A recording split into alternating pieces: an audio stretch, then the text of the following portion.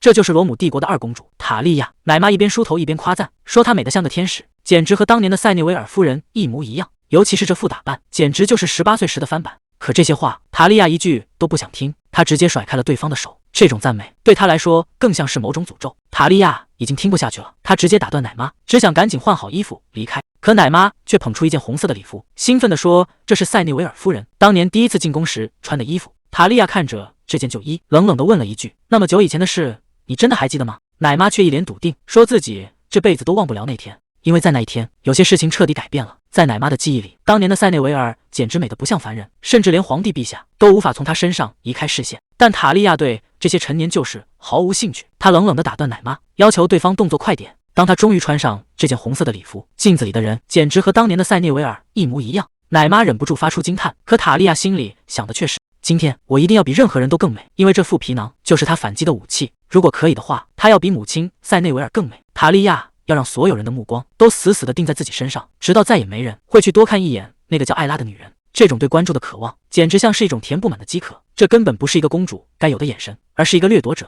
她已经准备好去抢走今晚所有的光芒。随着一声脆响，塔利亚竟然直接砸碎了镜子，把旁边的奶妈吓得魂都没了。所有人都说，当年皇帝陛下被他母亲迷得神魂颠倒，但在塔利亚眼里，那不过是一场肮脏的私通。他看着满地的碎片，冷冷地吩咐下去：这面镜子他看腻了，立刻换个新的来。甚至在塔利亚皇后死后，让塞内维尔成功夺走了后冠，那场无耻的罪孽永远都不会被抹去。只要他还活着一天，这段肮脏的历史就必须有人偿还。侍卫看着盛装出席的塔利亚，忍不住开口赞美，说她今天美得让人移不开眼。可塔利亚根本不吃这一套，他冷冷地瞪了对方一眼，让他闭上嘴，赶紧带路。对他来说这是赞美，但在塔利亚眼里，这不过是虚伪的废话。马车窗外是如鲜血般浓郁的晚霞，塔利亚静静地看着这片红光，心里却在想，如果今晚的宴会也能染上同样的颜色，那该有多美。马车稳稳停在宫殿门口，塔利亚看着窗外绝美的景色，心里却在疯狂的诅咒。他希望今晚能出点大事，最好是一场巨大的骚乱，把眼前这虚伪的一切彻底毁掉。随着传令官的一声高喊，二公主殿下正式入场，全场的目光瞬间汇聚过来。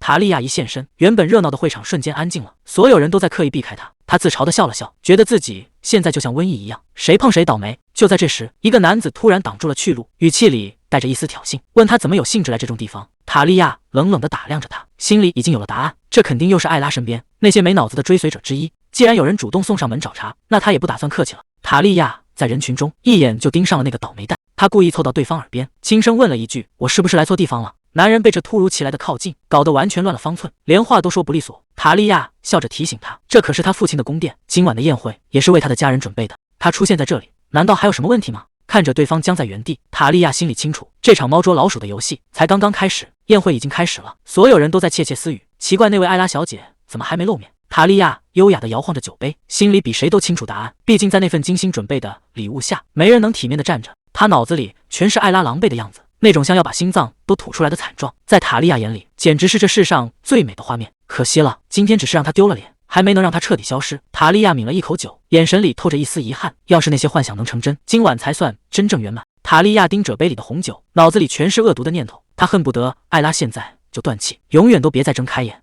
那种阴暗的诅咒几乎要从他心里溢出来。就在这时，一个温和的声音打断了他。塞里安伯爵面带微笑，优雅地向他行礼，他嘴里说着那些陈词滥调，夸赞塔利亚一天比一天迷人。塔利亚迅速收起眼底的杀意，换上了一副高贵的面孔。他认出了这个男人，塞里安，一个总是阴魂不散的家伙。塞里安优雅地低下头，亲吻塔利亚的手背。塔利亚却没被这温柔迷惑，直接问他是不是母亲派来的。塞里安笑着承认了，但他话锋一转，说就算没有皇后的命令，他也根本没法把视线从他身上移开。他让塔利亚看看周围，那些男人虽然都盯着他看，却没一个敢靠近，因为谁都不想得罪那位皇太子。塔利亚挑了挑眉，问他难道就不怕吗？塞里安耸了耸肩，说自己早就把皇太子得罪透了，正因如此，他才能拿到今晚护送公主的机会，这对他来说简直是走大运了。塔利亚看着这个胆大的男人，自嘲地笑了笑，看来母亲是专门找了个不怕死的来拯救他这个害群之马了。塞里安领着塔利亚走向舞池，他说皇后的意思很明确，今晚不仅要让他玩得开心，还要让他成为全场最耀眼的人。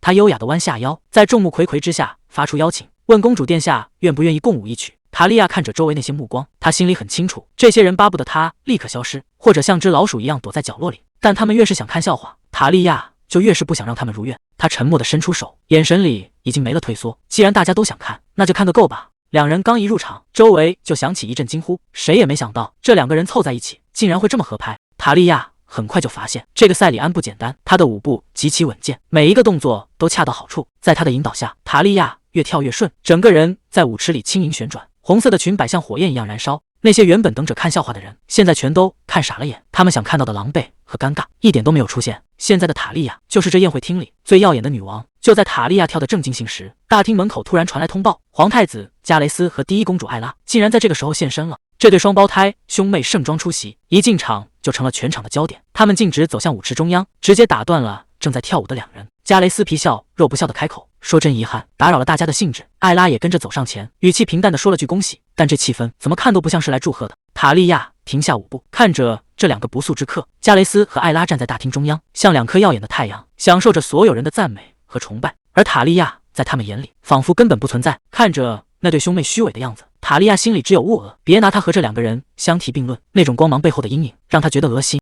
塞里安在旁边悠悠的开口说：“那两位看来是打算彻底把你当成空气了。”他笑着问塔利亚：“打算怎么办？是要主动过去打个招呼吗？毕竟你今天出现在这，不就是为了这个吗？”塔利亚没有说话，只是死死握住了手里的酒杯。既然对方想玩这种无视的游戏，那他也不打算再客气了。塔利亚猛地转过身，整个人直接定在了原地，因为那个男人终于出现了。巴卡斯踩着红地毯，一步步从楼梯上走下来，他那一身漆黑的铠甲和这金碧辉煌的舞厅格格不入，却带着让人窒息的压迫感。周围的贵族们纷纷退让，刚才还在交头接耳的人，现在连大气都不敢喘。全场安静的只能听到他的脚步声。随着侍从的一声高喊，他的身份彻底揭晓。这位杀气腾腾的男人正是帝国的卫队队长。塔利亚在远处看着他，眼神里写满了复杂。看着艾拉微笑着伸出手，想要去触碰巴卡斯，塔利亚手里的酒杯差点被当场捏碎。他在心里疯狂咆哮：“离他远点！谁准你碰他了？哪怕是一根手指头都不行！巴卡斯是他的底线，谁敢越界，他就跟谁玩命。”塞里安在旁边看着不对劲，低声劝他干脆离开算了，省得在这里自取其辱。但塔利亚只是冷冷地回了一句：“不可能，他今天既然来了，就绝不会这么狼狈的退场。”他踩着坚定的步子，一步步走向人群中心。塔利亚主动上前打招呼，对着加雷斯喊了一声兄长，但这语气里可没多少敬意。然后盯着艾拉阴阳怪气的问候，说：“看到姐姐身体康复，真是太好了。”他还故意提起上次见面的事，说那时候艾拉的样子简直狼狈的没法看，这哪是在关心身体，分明是在往伤口上撒盐，顺便提醒所有人那场血腥的意外。艾拉倒是表现得很冷静，她轻声回了一句：“托你的福，我现在感觉好极了。”这姐妹俩一开口，周围的空气都快凝固了。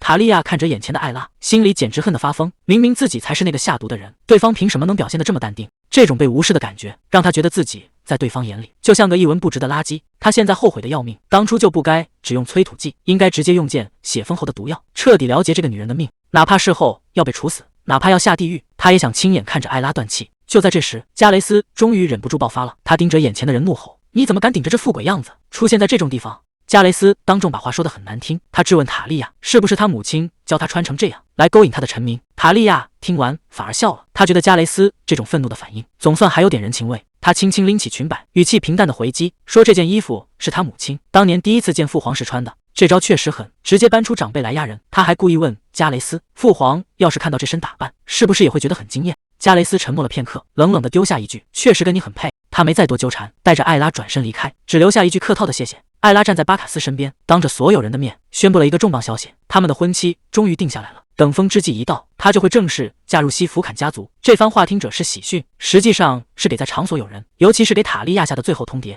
艾拉走到塔利亚面前，语气温柔的让人发冷。他说这可能是两人最后一次见面，所以特意过来道个别。这哪里是道别，这分明是在宣告自己的胜利，要把塔利亚彻底踢出局。塔利亚看着眼前这位姐姐，心里比谁都清楚，既然对方说这是最后一次，那他也没必要再忍了。他轻声回应着，说一定会好好祝福姐姐的未来。只是那眼神里的寒意，让原本热闹的舞厅瞬间降到了冰点。塔利亚竟然真的敢动手！就在这一瞬间，艾拉洁白的礼服被染红，全场的人都吓傻了。巴卡斯就站在旁边，却根本没能阻止这一切。可就在这时候，塔利亚却笑得格外灿烂，眼神里全是疯狂。他盯着塔利亚，一字一句地诅咒着。他说自己会每天祈祷，让艾拉很快也变成这副惨状。加雷斯完全愣住了，他没想到这种话会从他嘴里说出来。巴卡斯突然出手，死死扣住了塔利亚的手腕，他眼神冰冷地说：“看来你还没搞清楚，有些底线是你绝对不能碰的。”加雷斯护着怀里的艾拉，巴卡斯语气里全是恶恶：“你到底要下贱到什么程度才肯罢休？”当众被骂到这种地步，塔利亚不仅没生气，反而笑得更灿烂了。他直接贴到巴卡斯耳边，挑衅地问：“尊贵的少爷，别摆出那副高高在上的样子，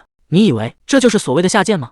你根本不知道真正的地狱到底长什么样。塔利亚凑在巴卡斯耳边，语气里带着一丝疯狂。在你眼里，我现在一定显得特别卑微，但这还远远不是我最糟糕的样子。他盯着巴卡斯的眼睛，那里面藏着一种让人脊背发凉的危险。他心里很清楚，这个男人迟早会把他推向深渊。既然逃不掉，那就在坠落之前彻底毁掉他的未来。只有这样才算公平。艾拉轻轻拉住巴卡斯的衣角，低声叫了他的名字。他已经1秒钟都不想多待了，只想赶紧换掉这身衣服，离开这个鬼地方。巴卡斯没有任何犹豫，微微低头说：“遵命，我的小姐。”他直接带着艾拉转身离开，把所有流言蜚语都甩在身后。但这亲密的一幕全被暗处的塔利亚看在眼里，他死死盯着两人的背影，心里的火已经快要压不住了。塞里安突然凑过来，低声提醒塔利亚：“公主殿下，我们最好现在就离开。”塔利亚还没反应过来，觉得宴会才刚开始，为什么要走？塞里安无奈地笑了笑，虽然我很佩服您的胆量，但您最好抬头看看，就在2楼的高处，有一头野兽正死死盯着您呢。塔利亚顺着视线看去，正好撞上加雷斯那冰冷的目光，那眼神简直要杀人。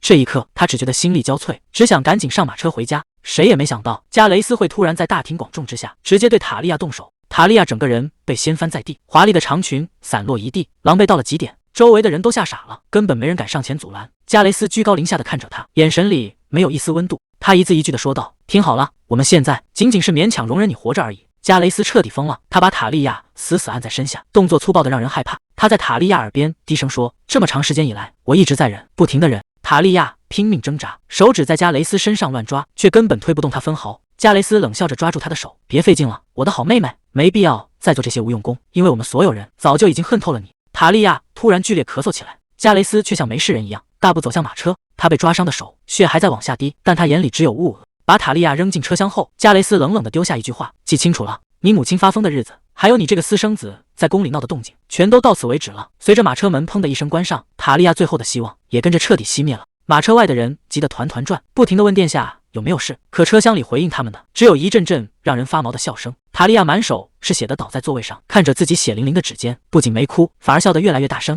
站在外面的塞里安听着这笑声，忍不住感叹了一句：“塔利亚。”在心里暗暗发狠，下次一定要把这东西磨得更尖，磨得更利，只有这样才能在下一次动手的时候直接扎进那些人的骨头里。当时的局面就跟现在一模一样，早就已经乱成了一锅粥。塞内维尔终于等到了这一天，他兴奋地说：“女儿的名字总算进了皇室家谱。”他指着眼前的宏伟建筑，对年幼的塔利亚说：“从现在起，这里就是你的皇宫了。”他笑着问女儿开不开心，可塔利亚一句话也说不出来。周围全是窃窃私语的声音，在这个看似华丽的地方，根本没有人欢迎他们。这根本不是什么美梦的开始，而是一个冰冷的牢笼，周围全是冷冰冰的视线。塔利亚觉得这里根本不是家，她不停地对自己说：“我好害怕，真的好害怕。”她拼命往外跑，想逃离这些可怕的目光，结果外面却下起了大雨。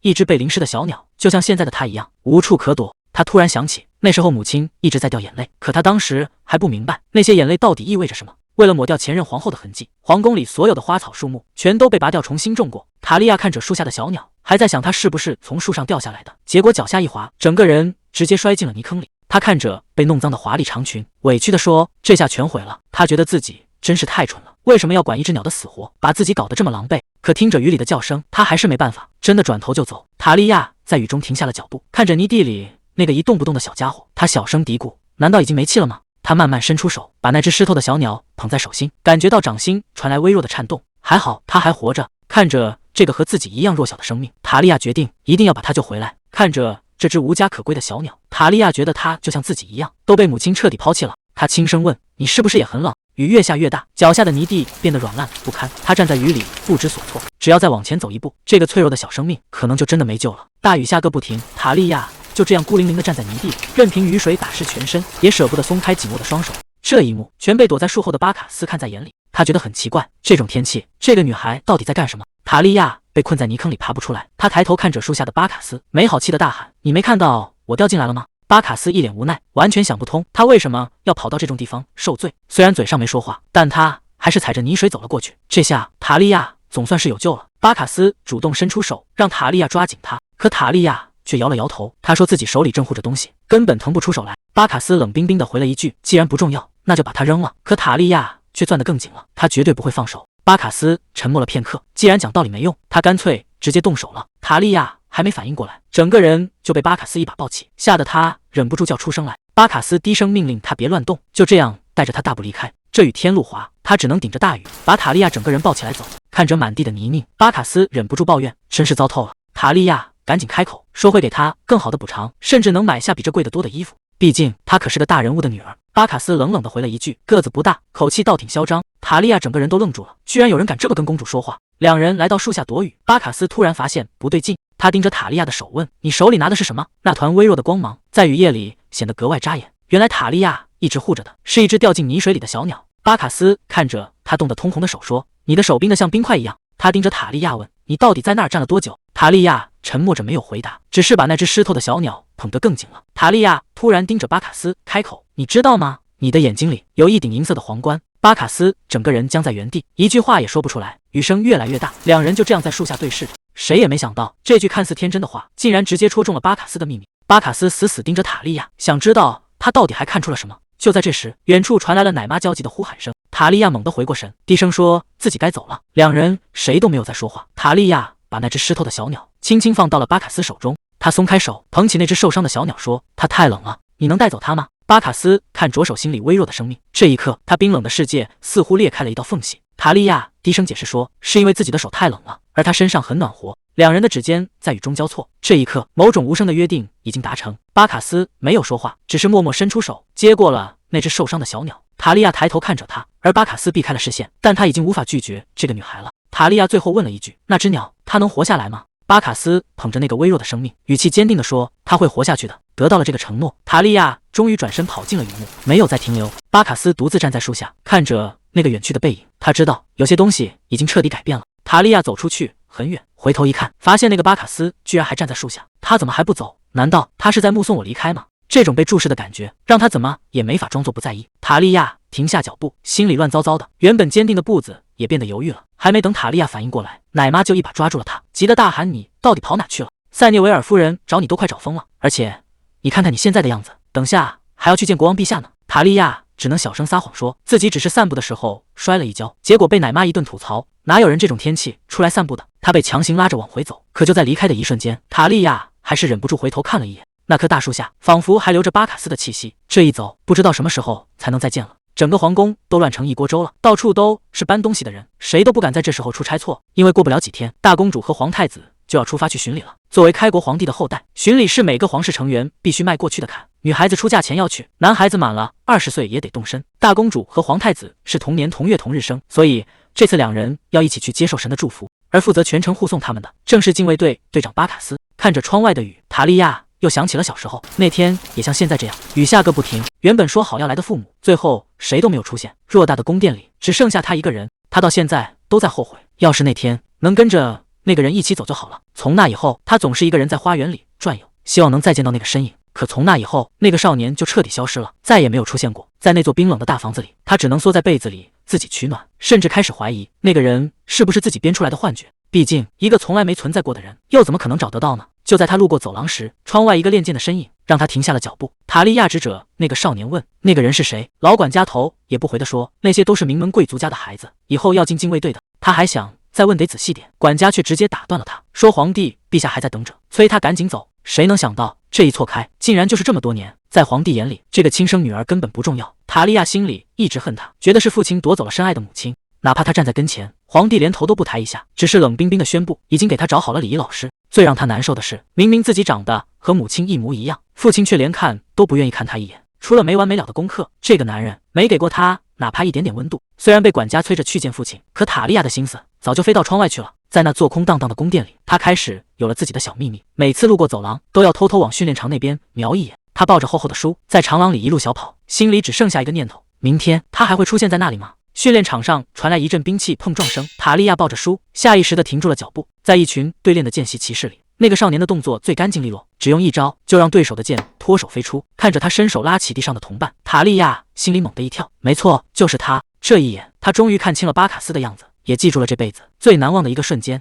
从那天开始，每次去主公上课的路上，看他练剑成了雷打不动的习惯。塔利亚总是躲在窗户后面，看着巴卡斯挥汗如雨，可他心里想的却是另一件事。他特别想冲过去问问他，那天救下的那只小鸟后来到底怎么样了？是没能挺过去被埋在了树下，还是伤好之后已经飞向了那片自由的天空？正看得入神，身后突然传来一个优雅的声音，问他在盯着什么看。塔利亚吓了一跳，赶紧收回目光，原来是塞内维尔走到了他身边。塞内维尔顺着他的视线看过去，语气平淡的介绍说，那个少年是西弗坎大公的儿子。还没等塔利亚反应过来，塞涅维尔接下来的这句话直接让他彻底僵在原地。你想要那个孩子吗？谁能想到，这个看起来普普通通的男孩，竟然就是传闻中的西弗坎大公。本以为他只是出身名门，没想到背景这么硬，这下事情变得有意思了。塞涅维尔转过头，看着眼前的塔利亚问：“你想要那个孩子吗？”他慢慢走上前，停在塔利亚面前，显然心里已经有了打算。接下来的每一步都将决定这个孩子的命运。只要你真心想要把那个孩子送给你当礼物，也不是不行。但这世上可没有白捡的便宜，想要拿到这份奖励，你必须先学会怎么讨父母欢心。他的话听起来像是在商量，其实更像是一个陷阱，就看塔利亚敢不敢往下跳了。毕竟想要得到大功，不付出点代价，那是绝对不可能的。明明以前的每个晚上，他都那么渴望母亲能来看看自己，可现在人就在眼前，他却只想躲得远远的。这种突如其来的关心，反而让他不知道该怎么面对。塔利亚一把抓起桌上的书，头也不回地跑了出去，甚至连他自己都不知道为什么要逃跑，心里乱成一团，只能随便找个借口安慰自己。反正本来就讨厌学习，跑了也就跑了。原本想大闹一场，问问他为什么不留下来陪我，可看到母亲那双冷漠的眼睛，所有的话都卡在了嗓子眼里，那眼神不像是在看女儿，更像是在衡量一件商品的价值。这种感觉让他害怕。以前就算被全世界指责，只要有母亲在，他什么都能忍受。可现在，母亲成了高高在上的帝国皇后，身边全是陌生的人和事，连那个最亲近的人也变得彻底陌生。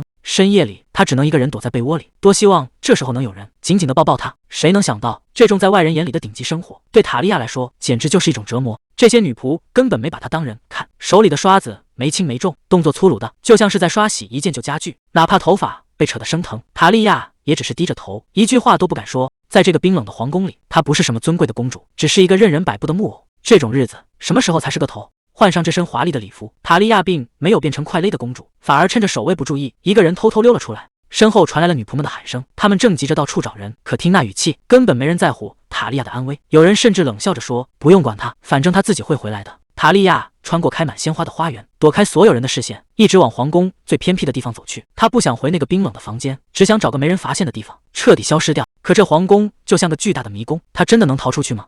顶着大太阳走了这么久，塔利亚终于快要撑不住了，腿疼得要命，脚上甚至都磨出了水泡。他停下脚步，心里开始打退堂鼓。明明才见过一面，为什么非要这么执着地去找他？可只要一想到如果现在放弃，以后可能再也见不到那个人了，他就没办法说服自己回头，哪怕再累，他也想再试最后一次。这种莫名的坚持，连他自己都解释不清楚。在他的回忆里，那天雨下得特别大，塔利亚掉进了一个深坑里，原本谁都可以装作没看见，直接从他身边走过去。可那个少年没有，他完全不顾自己名贵的衣服，直接跳进泥潭里，把塔利亚紧紧抱了出来。对他来说，这可能只是随手救了一只快要死掉的小鸟，但对塔利亚来说，这一刻的温柔就是他活下去的全部理由。哪怕只是因为这样，他也一定要找到他。就在塔利亚精疲力竭，打算转身回去的时候，一个熟悉的背影突然出现在了视线里。他猛地停下脚步，简直不敢相信自己的眼睛。找了这么久，原来他就在这里。没错，就是那个救过他的少年。终于找着了，塔利亚一眼就认出了那个背影。他赶紧追上去打招呼，可对方压根没听见，头也不回地往前走。这人怎么回事？走得贼快，完全不给说话的机会。眼看人越走越远，塔利亚这下真急了，根本追不上啊！坏了，人跟丢了！刚才明明就在前面，怎么一转眼就没影了？塔利亚愣在原地，看着空荡荡的小路，心里别提多难受了。好不容易才见上一面，结果连句话都没说上。他垂头丧气地躲到树荫下，一个人缩成一团，满脑子都是刚才那个背影。就在他最委屈的时候，耳边突然传来了动静，难道他又回来了？顺着声音找过去，塔利亚一下子定住了。原来他根本没走远，就在不远处的凉亭里，巴卡斯正坐着，但他身边已经有另一个女孩了。看着他们聊得正欢，塔利亚心里咯噔一下，原本准备好的话，这下全卡在嗓子眼里。这种感觉最难受，明明是自己先认识他的，现在却像个外人，只能躲在树后偷偷看。更让他没法接受的是，那个平时冷冰冰的男人，现在居然在笑，而且笑得那么温柔。不，这不是他想要的画面。看着巴卡斯温柔地守在别人身边，塔利亚心里10000个不乐意。凭什么？明明是他先找过来的，现在却只能像个局外人一样看着他们两个亲密无间。他不想再躲了，他想要巴卡斯的眼里只有他一个人的影子。塔利亚深吸一口气，直接从树后走了出来。这一步他已经没有退路了。巴卡斯听到动静转过头，两人的目光就这样撞在了一起，空气一下子安静的可怕。塔利亚强装镇定的开口：“我没事，真的没事。”塔利亚主动走上前，大大方方的打了个招呼。毕竟现在的她可是尊贵的帝国公主。可谁能想到，巴卡斯只是冷冷的看着他，半天一句话都没说。难道他真的没认出自己？也对，几个月前见面的场景简直就是一场灾难。那时候的他满身泥土，狼狈不堪，跟现在这个精致的公主完全就是两个人。艾拉整个人都不好了，千万别在这里！还没等塔利亚反应过来，艾拉就下达了最残酷的逐客令，把他赶出去，别让他再踏进这里一步，更别让我再看见他。塔利亚怎么也没想到场面会变成这样。看着巴卡斯紧护着怀里的艾拉，眼神里全是恶和愤怒，塔利亚彻底愣在原地，一句话也说不出来。原本以为是久别重逢，结果却是彻底决裂。这一声滚出去，把他所有的幻想都打碎了。他只能狼狈的转身逃跑，身后的花园再美，现在也成了他最想逃离的噩梦。这真是屋漏偏逢连夜雨。塔利亚还没从刚才的打击中缓过神，脑子里乱成一团，只想赶紧离开这个鬼地方。可他还没跑出多远，身后突然伸出一只手，还没等他反应过来，整个人就被重重地掀翻在地。这一摔可不轻，塔利亚疼得半天爬不起来。到底发生了什么？为什么每个人都要针对他？就在这时，加雷斯挡住了去路，他居高临下的盯着塔利亚，眼神里全是嫌弃。你好大的胆子，这种地方也是你能来的？加雷斯的语气充满了羞辱，仿佛塔利亚是什么脏东西一样。加雷斯像疯了一样对着倒地的塔利亚拳脚相加，嘴里还不停地咒骂着：去死！你给我去死！他每一声咆哮都充满了恨意，仿佛要把所有的怒火都发泄出来。就在这时，闻讯赶来的守卫赶紧冲上前，死死地抱住了发疯的加雷斯，这才没让事态进一步恶化。可即便被拉开了，加雷斯的嘴也没停下，他指着地上的塔利亚，喊出了最恶毒的话：从这个世界上消失吧，你这个肮脏的私生子！加雷斯殿下发火也是难免的，毕竟前任皇后才刚走半年，到处都是风言风语。这些下人嘴上说着要安静，可背地里的议论根本就没停过。谁能想到，那两个被众人同情的孩子，竟然是我的亲哥哥和姐姐？塞涅维尔在进宫后就开始疯狂抹掉前任皇后的一切，这种局面，我到底该怎么活下去？那座花园可能是前任皇后留下的最后痕迹，也是塞内维尔唯一没能抹掉的地方。我刚刚才知道巴卡斯的名字，原来他曾被前任皇后视如己出，两人的关系非同寻常。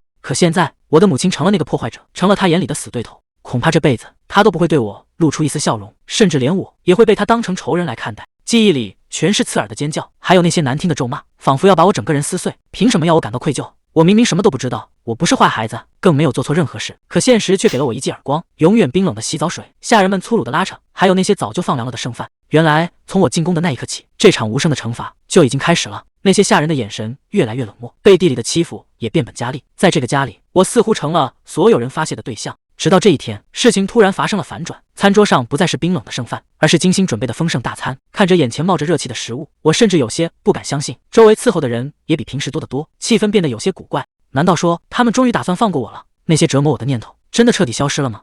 我坐在宽大的椅子上，心里却一点也不踏实。这种突如其来的好意，总让人觉得哪里不对劲。我甚至在想，是不是因为我一直很乖，他们终于打算原谅我的存在了？这顿饭真的很好吃，那种久违的温度让我整个人都暖洋洋的，甚至产生了一种被爱着的错觉。可当我抬起头，却发现周围安静的可怕，那些下人并没有离开，而是像看戏一样死死盯着我。他们脸上挂着诡异的笑，眼神里没有半点善意，反而透着一股让人脊背发凉的狠毒。这根本不是什么恩赐，更不是所谓的原谅。勺子在碗里搅动，我原本以为能吃上一口热饭，可当我看清勺子里的东西，整个人瞬间僵在了原地。那竟然是一只死老鼠，混在精致的浓汤里，散发着令人作呕的气息。而周围那些下人正心满意足地欣赏着我的恐惧，这简直太荒谬了。在这个世界上最华丽的地方，在金碧辉煌的皇宫里，我竟然连一顿干净的饭都吃不上。孤独和冷落根本不算什么，最可怕的是，我必须在这种地方为了活命跟饥饿拼命。看着这碗肮脏的施舍，我终于明白，他们根本没把我当人看，这里不是家，而是一个吃人的地狱。看着缩在床角的孩子，塞内维尔皱着眉头问：你怎么搞成这副样子了？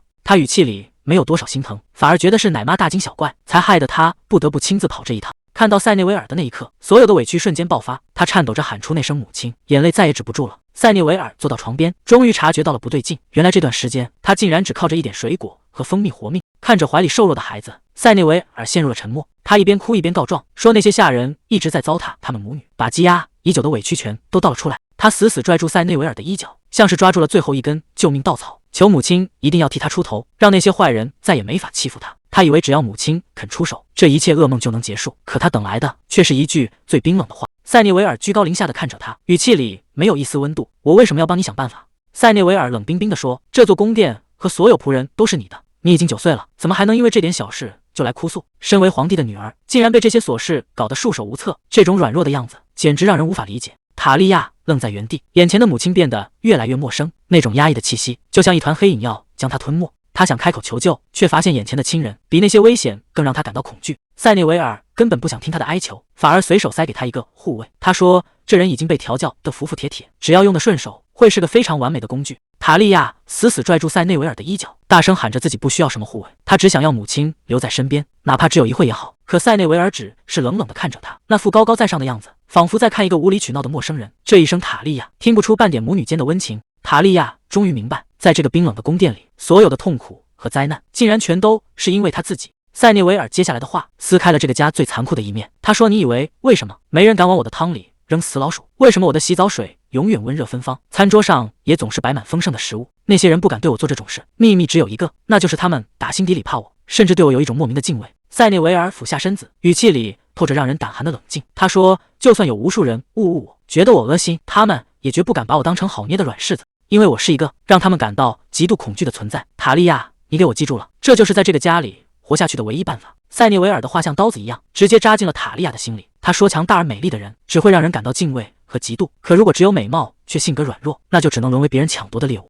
尤其是在这座吃人的皇宫里，到处都是盯着你的野兽。如果你不想被他们撕成碎片，唯一的办法就是永远别让他们看穿你的虚弱。”深夜里，塔利亚一个人蜷缩在被窝里，四周安静的让人害怕。母亲的话在他脑海里不断回响：弱者注定要被践踏。这一刻，他终于看清了现实，在这个冰冷的深宫里，根本不会有人来保护他。如果自己不变得狠一点，等待他的只有万劫不复。塞涅维尔看着他，语气里满是不解和嫌弃。他说：“你可是皇帝的女儿，身份这么尊贵，怎么能任由那些下人随便欺负？”塔利亚躲在被子里，终于意识到母亲是对的。以前的他总是缩着脖子，一副唯唯诺诺的样子，简直就像个犯了错的罪人。正是因为他这种卑微的态度，让那些仆人一眼就看穿了，原来这位小公主根本就不会反抗。当她开始觉得自己活该受罪时，那些不怀好意的人就彻底没了顾忌，因为在这个地方，软弱就是邀请别人来践踏自己。看着镜子里消瘦的自己，塔利亚觉得现在的他就像那只死老鼠一样，卑微又可怜。就在这时，那个一直欺负他的仆人推门进来，还是那副高高在上的样子，想随便应付一下他的洗漱。可这一次，塔利亚直接冷冷地拒绝了。仆人还想拿皇室规矩来压他，甚至觉得这只是小孩子的胡闹。塔利亚没有废话，直接叫来了母亲安排的奶妈，当众宣布以后这里的一切都由奶妈说了算，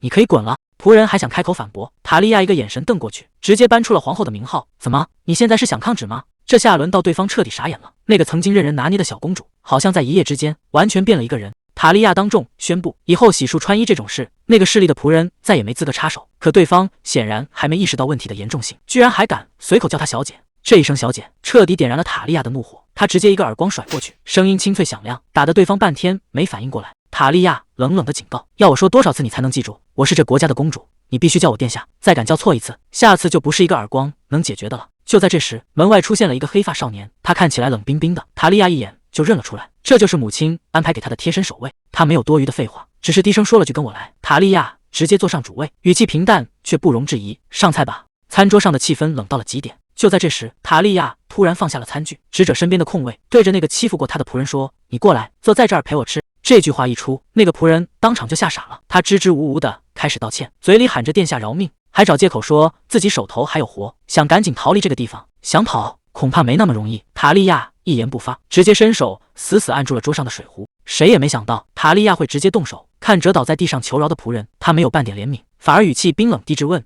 你竟敢无视我的命令，甚至还敢把后脑勺对着我！”周围的下人们全都被吓傻了，一个个缩在角落里，动都不敢动。塔利亚转头看向身后的守卫，下达了最残酷的命令：“把这个女人给我按在旁边的座位上。”仆人拼命挣扎着想要逃走，但在绝对的力量面前，他根本没有反抗的余地，只能像个木偶一样被强行拖到了餐桌前。塔利亚优雅地拿起餐具，看着眼前这个瑟瑟发抖的女人，露出了一个让人胆寒的微笑：“你每天准备食物辛苦了，所以今天我要和你一起分享这顿大餐。”看着眼前这碗恶心的汤，仆人吓得连话都说不利索了，他不停地念叨着殿下，试图求饶。可塔利亚根本不想听任何解释，这碗汤里到底加了什么东西，没人比这个仆人更清楚。可现在的塔利亚只是平静地看着他只说了一个字：吃。既然这东西是送来给我吃的，那你自己吃下去，应该也没什么意见吧？仆人支支吾吾半天，一句话也说不出来。塔利亚彻底失去了耐心，直接下达了最后通牒：给我立刻吃掉它！这小姑娘狠起来，真是半点生路都不给留。侍卫根本没打算废话，直接动手把人死死按住。仆人还在不停地道歉，希望能再得到一次机会，但他显然还没搞清楚，现在的塔利亚早就变了。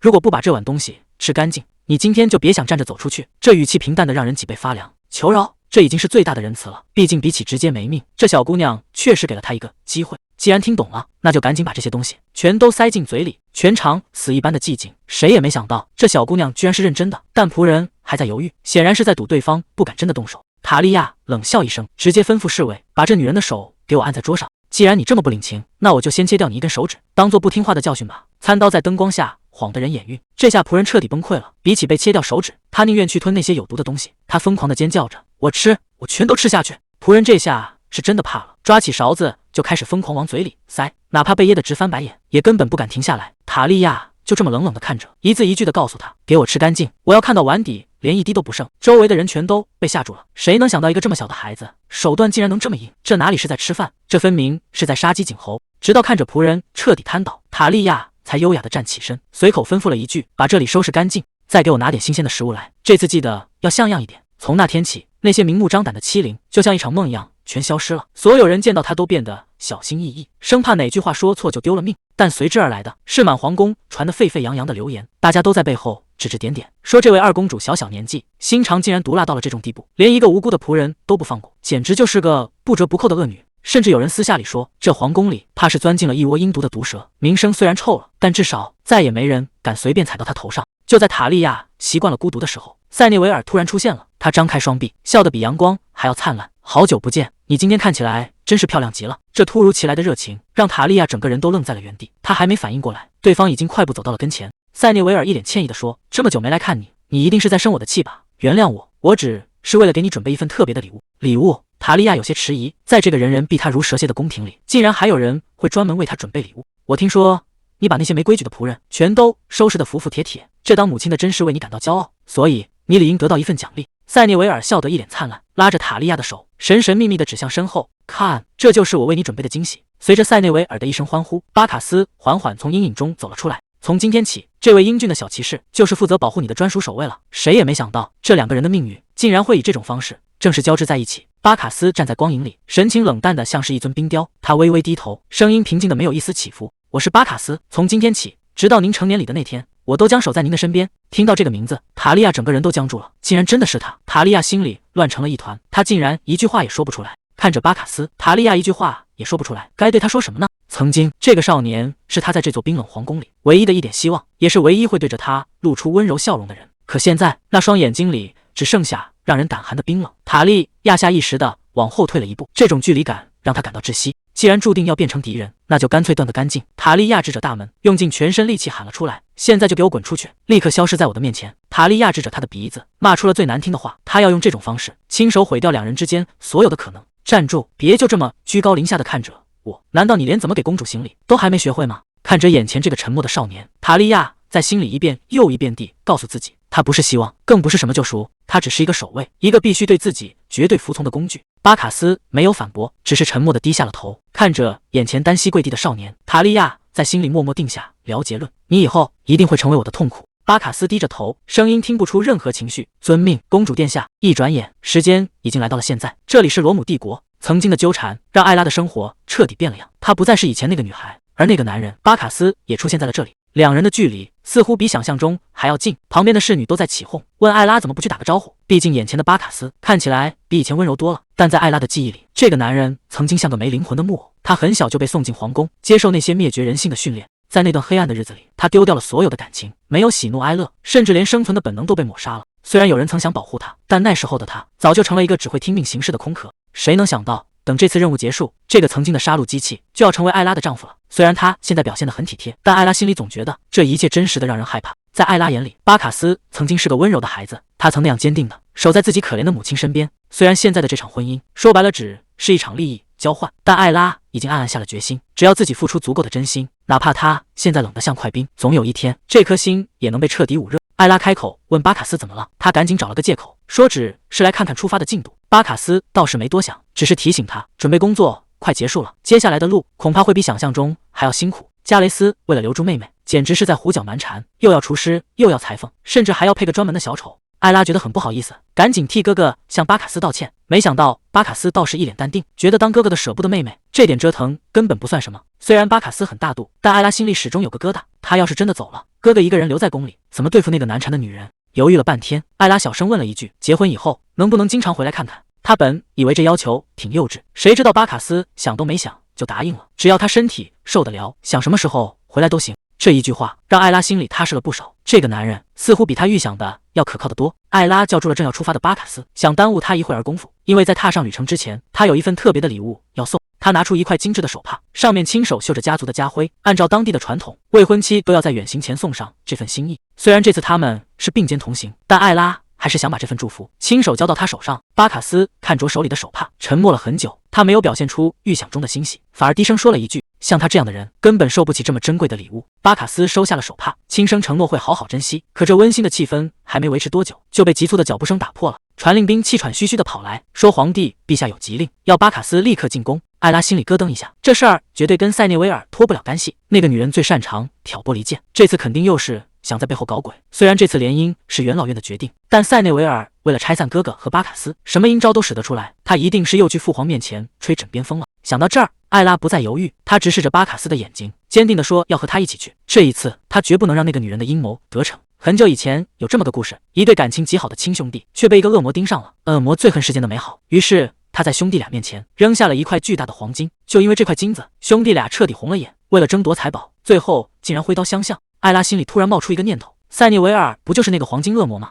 他穿着最华丽的衣裳，用那副灿烂又虚伪的面孔蒙蔽了曾经英明的君主。这个女人才是让皇室自相残杀的罪魁祸首。就是这个女人毁了一个女人的一辈子，还让我们兄妹俩一直活在痛苦和屈辱里。更糟糕的是，这个恶魔竟然生下了皇子，现在甚至威胁到了哥哥加雷斯的地位。艾拉心里很清楚，那个叫塔利亚的根本不算什么，不过是个没脑子的小丫头，完全不值得放在眼里。但阿斯罗斯不一样，这孩子才是真正的威胁。那些看不惯哥哥脾气的人，现在全都盯着这个孩子，把所有的赌注和期望都压在了他的身上。艾拉刚进大殿，塞内维尔就迫不及待的发难，责怪他不懂礼数，连基本的礼仪都忘了。艾拉不卑不亢的行了个礼，轻声解释说是因为太想念父亲，才没打招呼就跟着过来了。没想到皇帝不仅没生气，反而语气温柔的让他抬头，还说只要他想见，随时都可以过来。艾拉心里很清楚，这份突如其来的偏爱多半是因为自己这张脸，让他想起了死去的母亲。就在这时，皇帝话锋一转，说今天叫大家过来是为了宣布一件大事。皇帝缓缓开口，宣布了一个让人意外的消息：塔利亚也要参加这次朝圣，而且还要增派人手保护。艾拉立刻察觉到不对劲，直接开口质问：按照皇室一直以来的规矩，只有快结婚的女性才会去朝圣，既然塔利亚还没婚约，为什么非要现在送她去？就在这时，塞内维尔露出一抹诡异的笑，不紧不慢地回答说：因为塔利亚也快要嫁人了。这句话像个炸雷，让艾拉和巴卡斯当场愣住。谁也没想到塞内维尔的动作竟然这么快，已经开始给塔利亚找婆家了。这决定做得毫无征兆，甚至连一点风声都没透出来。艾拉总觉得哪里不对劲。巴卡斯一言不发，这婚事定的实在太巧了，简直像是在刻意回避什么。塞涅维尔笑着说，对方刚提亲不久，皇帝和他都觉得这门亲事不错。艾拉忍不住追问，到底是哪家的公子，能让皇室这么快点头？塞涅维尔看向巴卡斯，语气意味深长，那人的名字你肯定听过。塞内维尔终于揭晓了答案，提亲的人竟然是塞里安。艾拉整个人都愣住了，因为这个男人曾经是塞内维尔最长情的地下情人，把亲生女儿嫁给自己的旧情人，这女人简直疯了。巴卡斯也想起来了，难怪在之前的晚宴上，塞里安一直像个护卫一样守在塞内维尔身边。皇帝催促巴卡斯赶紧准备，要把塔利亚立刻送走。巴卡斯沉默地领了命。艾拉紧跟在巴卡斯身后，他断定这场婚事只是个幌子，塞内维尔肯定在背后憋着什么阴招。巴卡斯头也不回地应了一声，艾拉却急了，他不明白巴卡斯为什么要做事不管，难道就这么眼睁睁看着悲剧发生？巴卡斯突然停下脚步，语气冷得让人脊背发凉。他反问艾拉，难道要让他为了这件事去抗旨吗？艾拉被问得哑口无言，只能愣在原地。巴卡斯最后丢下一句话，他是帝国的统治者，而我早就宣誓效忠于皇室。巴卡斯语气冰冷，他说从一开始就没得选，皇室要的从来不是建议，而是服从。艾拉被这股寒意吓到了，他意识到自己刚才的话太过火，赶紧从身后死死抱住他。他小声哀求着道歉，让巴卡斯别用这种眼神看他，他只是太害怕失去现在的平静。巴卡斯没有回头，只是沉默地站着，任由他在背后语无伦次的解释。他低声回了一句，没什么好担心的，但谁都知道这只是在安慰自己。巴卡斯把艾拉搂在怀里，承诺会用生命守护她的安全，说这是他兑现皇后的誓言。可艾拉心里比谁都清楚，这个男人最擅长随口哄人，哪怕相处了10多年，他的拥抱也从来没有过温度。在巴卡斯面前，他所有的骄傲和身份都成了笑话，只能卑微地靠这种虚假的安慰活下去。艾拉忍不住去想，巴卡斯那双看不透的眼睛里到底在盯着谁的身影？他的心思永远不在眼前，而是飘向了那个遥不可及的地方。塔利亚心里正烦着，原本准备好的杀手锏竟然没派上用场。他本想用这招好好对付艾拉，谁让艾拉看巴卡斯的眼神那么让人不爽。屋里闷热的让人坐不住，巴卡斯也不见踪影。正当他打算起身离开时，门外突然传来了敲门声，推门进来的竟然是阿斯罗斯。这孩子一脸天真，说是特意从城堡里偷跑出来看他的。塔利亚整个人都愣住了，这小家伙这时候跑过来，到底是在打什么主意？虽然流着同样的血，但塔利亚心里很清楚，他和弟弟的命完全不一样，一个是受尽宠爱的嫡子，一个却是见不得光的私生女。从小到大，母亲塞内维尔就防着他，连靠近阿斯罗斯的机会都不给，生怕他这个姐姐会动什么歪心思。看着眼前这个偷跑出来的弟弟，塔利亚有些意外。更让他没底的是，阿斯罗斯说他是来道别的。这孩子听说姐姐很快就要远行，才急着跑过来见最后一面。可塔利亚自己却一脸懵，他根本不知道什么远行的计划。这件事背后显然有人在替他做决定。阿斯罗斯还在天真的传话，说母亲打算带他一起去朝圣。塔利亚听完直接冷笑出声，这哪是去祈福，分明是想把他彻底赶出皇宫。更离谱的还在后面，母亲竟然连他的婚事都定好了，对方还是那个塞里安伯爵。听到这个名字，塔利亚心里最后一点温情也没了。这根本不是什么喜讯，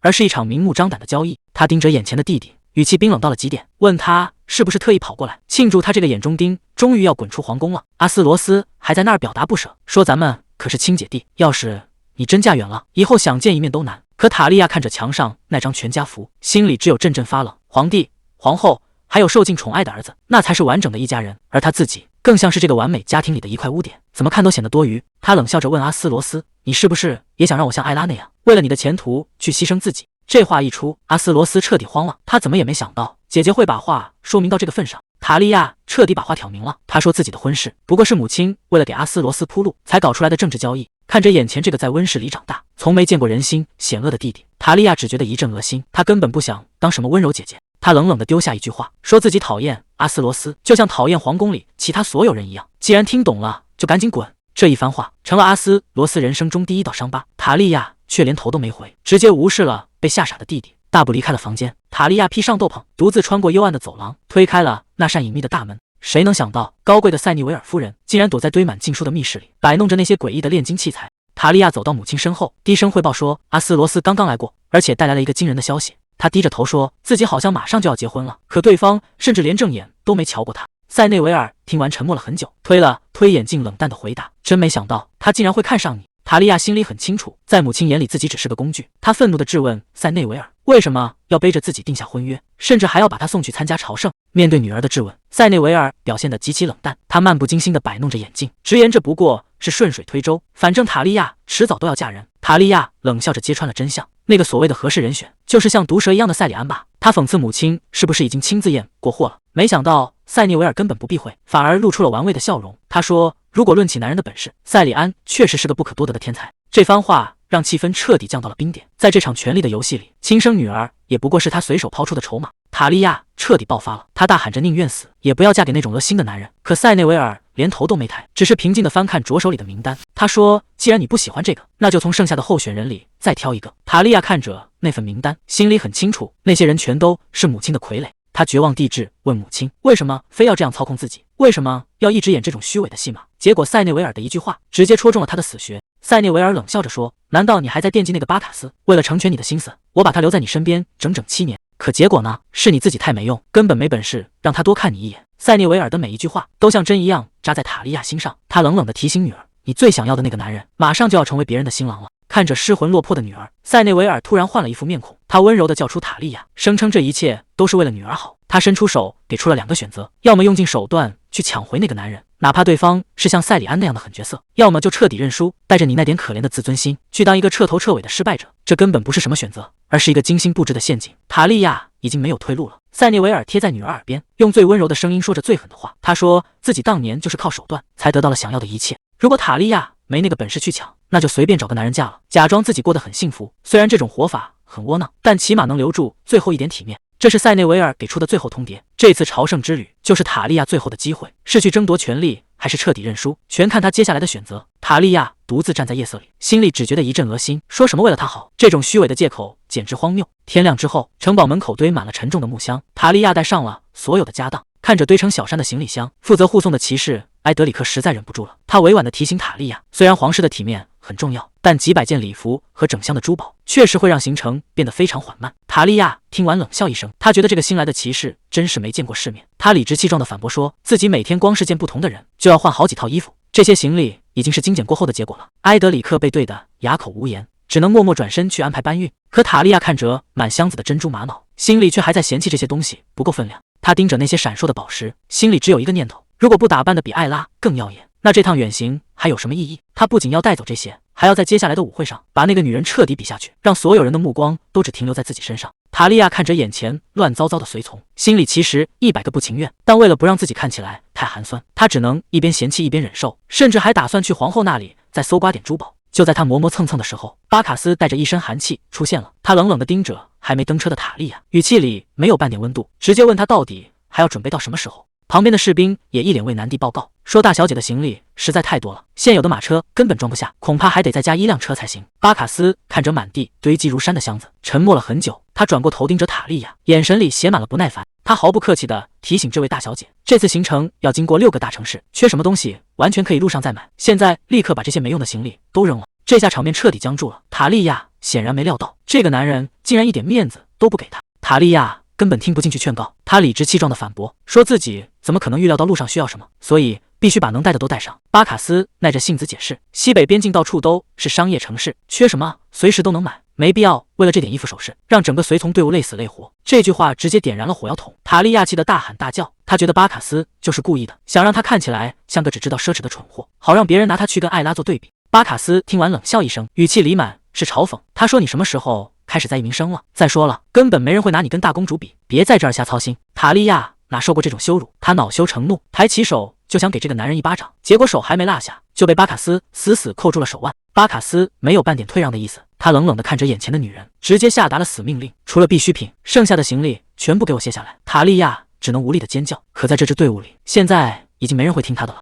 巴卡斯根本不想废话，他冷冷地丢下一句15分钟后准时出发，就直接把塔利亚晾在了原地。塔利亚哪受过这种气，他拼命挣扎着，指着巴卡斯的鼻子大骂，问他到底觉得自己算个什么东西。他越说越激动，甚至开始拿身份地位说事，嘲讽巴卡斯现在连大公都不是，充其量也就是个禁卫骑士，凭什么敢对帝国公主指手画脚？可巴卡斯连眼皮都没抬一下，他甚至懒得回应这些羞辱，只是转过头，语气冰冷地质问旁边的随从，还在那儿愣着干什么？他再次下达死命令，立刻把那些多余的行李全部卸货，谁要是敢耽误出发，后果自负。随从们被这股气场吓破了胆，赶紧低头开始搬东西。塔利亚看着自己心爱的珠宝被扔下车，气得浑身僵住，却发现自己在这个男人面前竟然连一句话都插不进去。塔利亚心里凉了大半截，他气急败坏地冲向随从，尖叫着让他们撒手，甚至拿这些人的脑袋做威胁，试图保住最后一点行李。可巴卡斯根本不吃这一套，他连话都懒得再说一句，直接大步走上前，当着所有人的面一把将这位公主扛在了肩上。这一招简直是降维打击，塔利亚整个人瞬间宕机，他怎么也没想到这个男人竟然敢这么粗鲁，刚才还在大吵大闹的他，现在只能像个麻袋一样被巴卡斯强行带离现场。巴卡斯突然逼近，直接把塔利亚按在沙发上，他语气冰冷地说，别乱动，这根本不是对待皇室该有的态度。塔利亚心里很清楚，在他眼里自己从来就没得到过尊重，这种屈辱感让两人的关系降到了冰点。塔利亚越想越气，如果是艾拉，他绝不敢这么粗鲁，这一巴掌扇过去，两人的关系彻底变了。巴卡斯摸着被打的脸，语气冷得让人害怕，他说自己已经付出了代价，以后绝不会再惯着这位公主殿下的脾气。最让塔利亚绝望的是，他最后那句话，听好了，我早就不是你的禁卫官了。说完，他头也不回的离开，只留下塔利亚一个人在空荡荡的房间里发呆。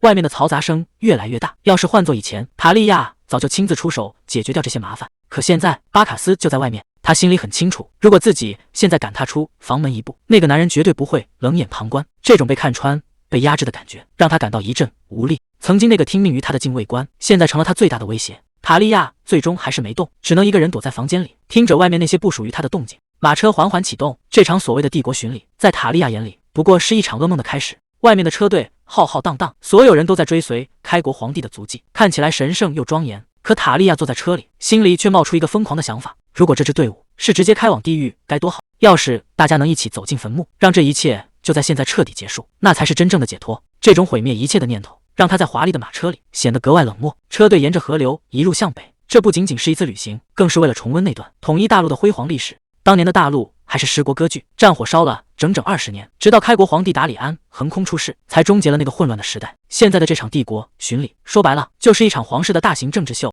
除了祭奠先祖，更重要的是向全天下百姓展示皇室接班人的威严。就在万众瞩目之下，加雷斯身披金色铠甲，骑着战马华丽登场。现场的气氛已经彻底燃爆，百姓们疯狂地欢呼着，祈求上天保佑开国皇帝的后代。加雷斯骑在马上，面对这排山倒海般的崇拜，表现得游刃有余。他微笑着向人群挥手，每一个动作都精准地踩在了百姓的兴奋点上。就在这时，马车的窗帘被轻轻拉开，原本还在欢呼的百姓一下子全都看呆了。艾拉拉开窗帘的那一刻，整个街道都沸腾了，百姓们被她的美貌瞬间征服，欢呼声几乎要掀翻车顶。可这种狂热并没有持续多久，当下一辆马车缓缓驶过，人群中的风向突然变得阴冷刺骨，大家压低声音交头接耳，说那是皇室的私生女，是个脾气烂透了的疯子，甚至传闻她会虐待并杀掉仆人。面对这些恶毒的窃窃私语，马车里始终没有任何回应，只有紧闭的窗帘，透着一股死一般的寂静。埃德里克看着这尴尬的一幕，终于忍不住开口问：“既然都到了这一步，为什么不拉开窗帘见见大家呢？”看着那扇纹丝不动的窗帘，埃德里克无奈地摇了摇头。看来马车里的那位还在为之前那点小事闹脾气。他心里很清楚，这女人明明长了一张漂亮的脸，只要肯露个面，外面的流言蜚语立马就能反转。可她偏偏一点情商都没有。这种自毁名声的做法，让埃德里克觉得简直不可理喻，甚至连那些追求者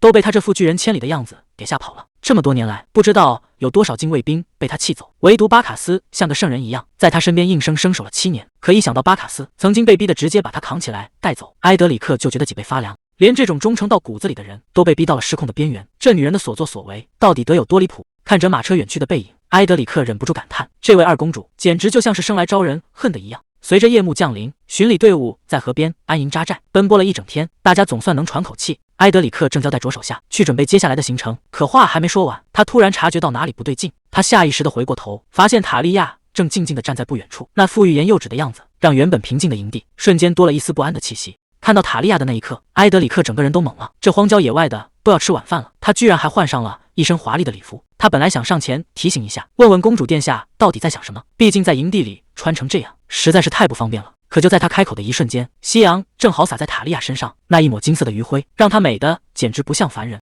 埃德里克原本准备好的吐槽硬生生卡在了嗓子里，他呆呆地站在原地，一句话也说不出来。这种美貌带来的冲击力让他彻底忘了自己刚才到底想说什么。埃德里克还没从刚才的经验中缓过神，塔利亚却突然冷冷地开口，他说：“我不喜欢这儿。”这一句话直接把埃德里克给整不会了。还没等他反应过来，塔利亚又抛出了一个更离谱的要求，他说：“把营地给我挪了。”埃德里克愣在原地，半天憋出一个字：啊！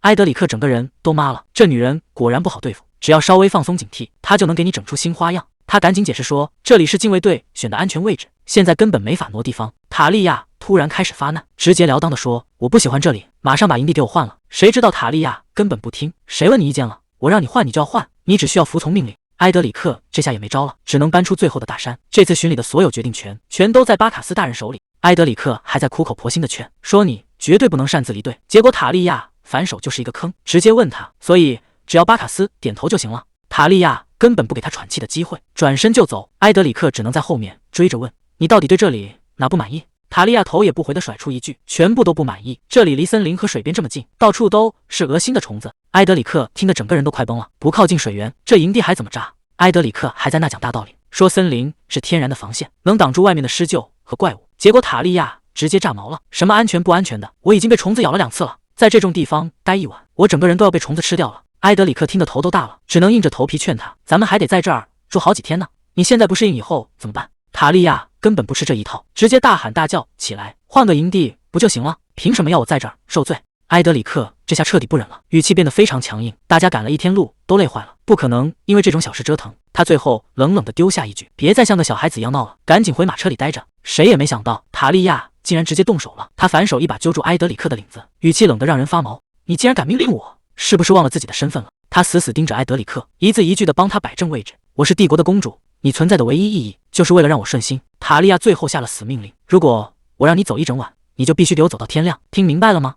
塔利亚猛地松开手，最后警告埃德里克认清自己的身份，立刻从他眼前消失。埃德里克站在原地半天没动弹，心里早就崩溃了，真想学着巴卡斯大人的样子，直接把这女人塞进马车里关起来。可他也就只能想想，谁让他没那个本事呢？看着塔利亚那副不可一世的样子，他开始怀疑人生了。塔利亚大摇大摆地走在营地里，所到之处，所有人都不敢大声喘气。这位公主殿下可不是什么好惹的主。原来塔利亚刚才那番胡闹，全都是演给别人看的。他心里很清楚，这群随从里肯定有母亲的眼线，这次巡礼根本就是个陷阱。母亲是想借这个机会把加雷斯的势力一锅端了。加雷斯或者是艾拉出事，他其实并不在乎，但如果目标是巴卡斯，那事情就完全不一样了。所以他必须把营地强行分开，只要拉开了距离，那些间谍就没法在晚上动手。塔利亚这回是动真格的了，他大半夜直接闯进巴卡斯的帐篷，开口第一句话就是要搬家。他一边往里走一边告黑状，说你手下那个骑士可真了不起，没有你的准许，他连挪个窝都不肯。看来在你的部下眼里，你这个团长比皇室说话还管用。禁卫军什么时候变得这么没规矩了？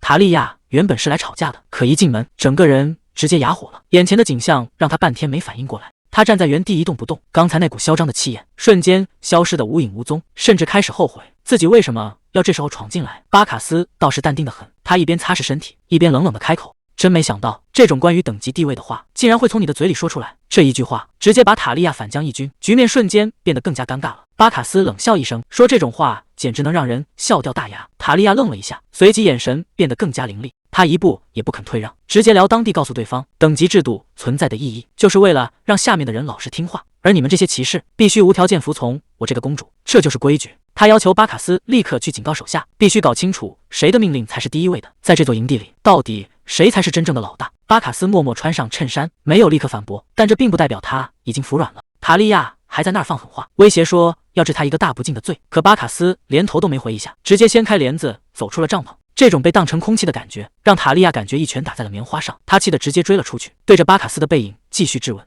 你是不是觉得把我说话当成耳边风，心里特别痛快？”不管他怎么在后面追着屁股骂，巴卡斯始终一言不发。这种无声的蔑视才是最让塔利亚抓狂的。看着巴卡斯头也不回的往前走，塔利亚彻底崩溃了。他对着那个背影大喊：“我宁愿你现在跟我大吵一架！”见对方还是没反应，他直接冲上去，死死拽住他的披风，把心里的委屈全抖落了出来。“你现在心里一定很得意吧？终于不用再听我这个让你瞧不起的人发号施令了。你是不是觉得特别解脱？所以现在连装都懒得装了，甚至连看都不想再看我一眼？”这一连串的质问让原本安静的营地瞬间充满了火药味。巴卡斯终于开口了，他说：“听你在这儿废话，简直比笑话还荒唐。”塔利亚站在原地，感觉自己像烂泥一样被践踏。他本以为能改变什么，结果在对方眼里，自己根本什么都不是。既然讲道理你听不进去，那我也没必要再客气了。他死死盯着眼前的男人，一字一句地问道：“是不是非要我用畜生的语言，你这种人才能听得懂？”这下两人彻底撕破了脸，谁也没有再留退路。塔利亚还在那儿阴阳怪气，问他是不是想听自己学马叫。结果巴卡斯冷冷地回了一句：“那确实比听你说话要顺耳得多。”他接着把话挑明了，说自己的马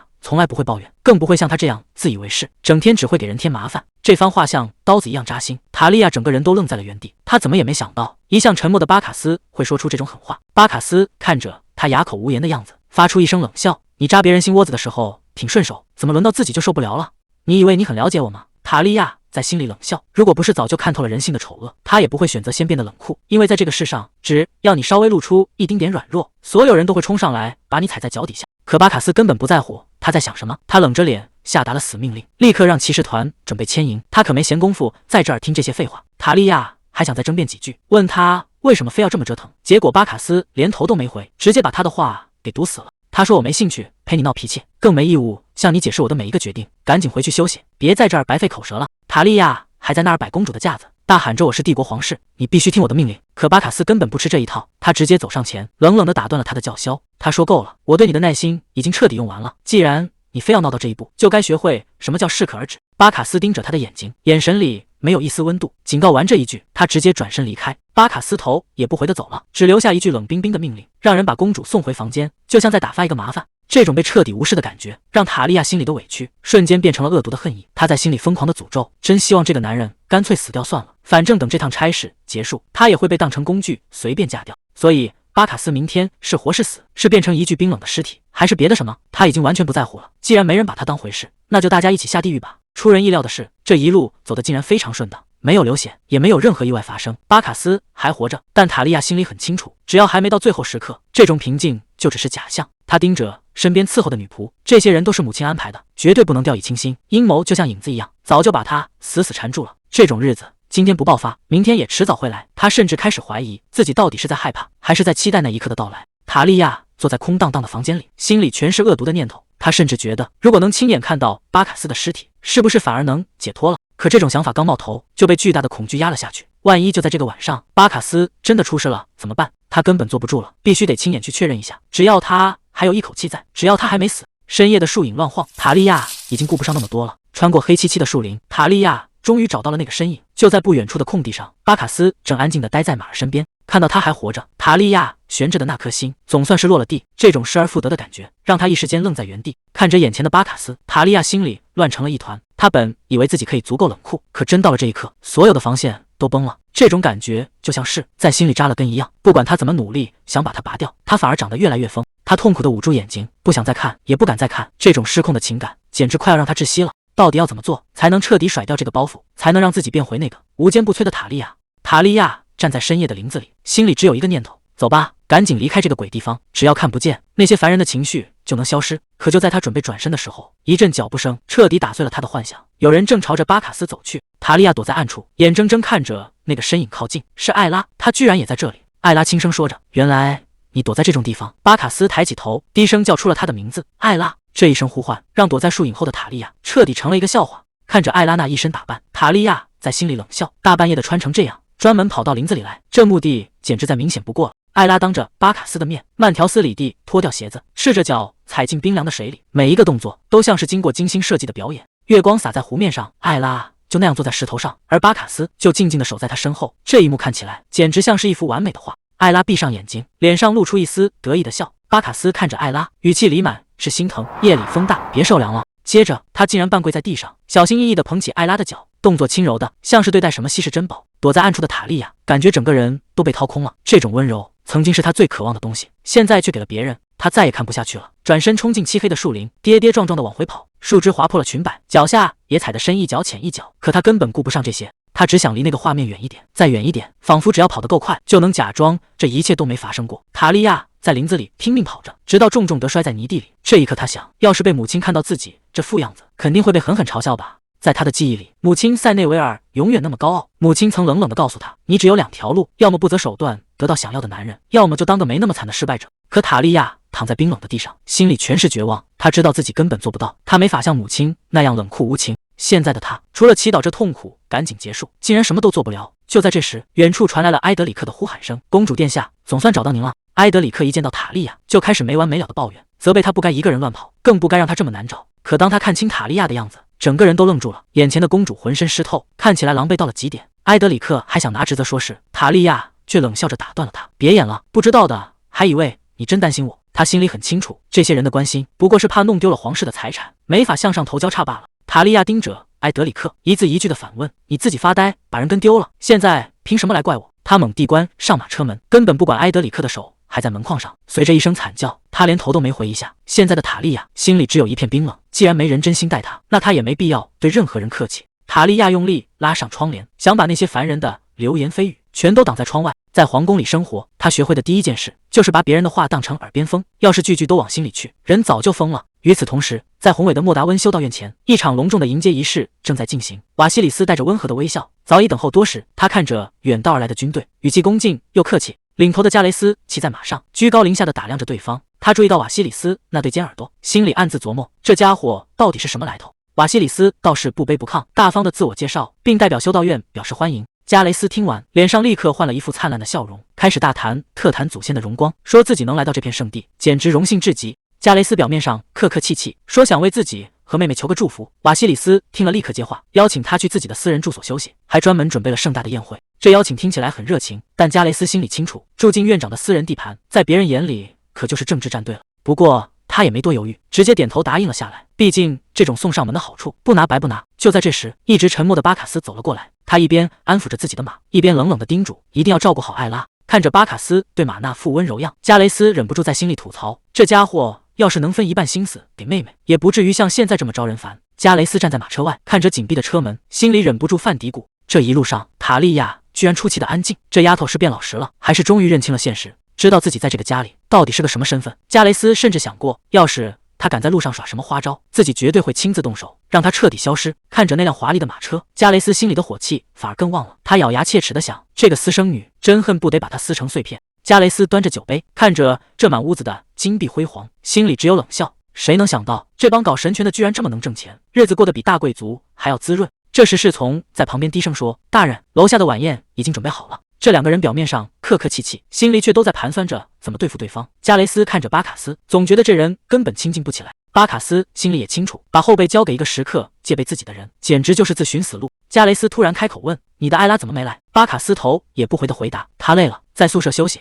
加雷斯冷笑一声，既然是未婚妻，你是不是该表现得更关心一点？巴卡斯语气平静，我自认对殿下已经足够周到了。巴卡斯这副公事公办的样子，让加雷斯在心里翻了无数个白眼。明明占有了帝国最珍贵的宝物，这家伙却连一点感恩的心都没有。晚宴正式开始，加雷斯作为皇太子入座，本该是全场的焦点，可周围人的议论声全都在围着巴卡斯转，都在夸他那张脸长得有多绝。加雷斯盯着杯子，心里更不爽了，这家伙真是一如既往的爱出风头。就在晚宴气氛达到最高点时，塔利亚穿着一身华丽到极致的礼服，像个胜利者一样出现在大厅中央。全场瞬间安静了。加雷斯猛地放下酒杯，酒水溅了一桌子。他咬着牙质问：“谁给你的胆子穿成这样过来？我不是警告过让你消失吗？”塔利亚这招倒打一把，玩的那是相当熟练。他一边优雅的入座，一边笑眯眯地说：“既然哥哥这么想见我，我当然要打扮得漂亮点，来成全你。”加雷斯听得脸都绿了，低声骂了一句一派胡言。可塔利亚根本不打算放过他，反而凑得更近了。他说：“你特意派骑士团长去传话，不就是想妹妹想得要命吗？看到我，你难道不开心吗？”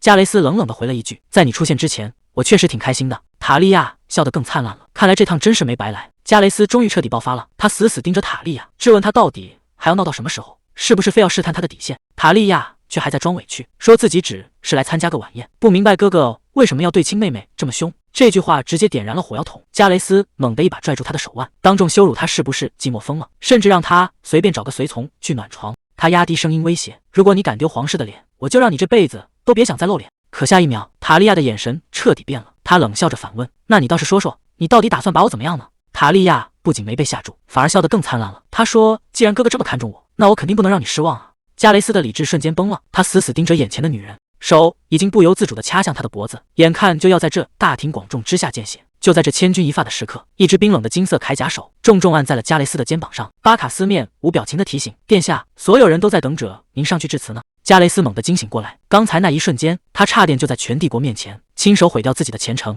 加雷斯这才反应过来，刚才巴卡斯那一手简直让他感觉到了死亡的威胁。他强撑着没让自己瘫倒，忍住，这个女人就是在故意激你，千万别在这种时候掉进陷阱。塔利亚道是像个没事人一样，优雅地整理了一下裙摆，说没必要在这些口角上浪费时间，既然人都到齐了，那就开始用餐吧。加雷斯深吸一口气，强行换上一副笑脸，举起酒杯向众人致辞，仿佛刚才那场差点见血的冲突从来都没有发生过一样。晚宴在虚伪的祝词中开始了，表面上大家都在举杯庆祝，可桌子底下的暗流比谁想象的都要汹涌。塔利亚刚想伸手，一只冰冷的金属手套就死死按住了他的手背，力道大的让他根本无法挣脱。巴卡斯顺势俯下身，在众人的注视下靠近他的耳边，语气冷得像结了冰。他说：“作为这里的客人，请殿下至少表现出最起码的礼仪。”周围的人都在窃窃私语，等着看塔利亚像往常一样在这场晚宴上撒泼出丑。毕竟在他们眼里，这位大小姐除了发脾气什么都不会。加雷斯坐在不远处冷眼旁观，他心里早就盘算好了，根本没必要在一个没用的人身上浪费时间。等他真正上台的那天，他会让这个女人彻底消失。塔利亚一言不发地举起酒杯，动作优雅的让人挑不出毛病。塔利亚现在后悔得想钻进地缝里，他这一身华丽到夸张的礼服，在简朴的学院晚宴上简直像个格格不入的异类。他觉得自己犯了个巨大的错误。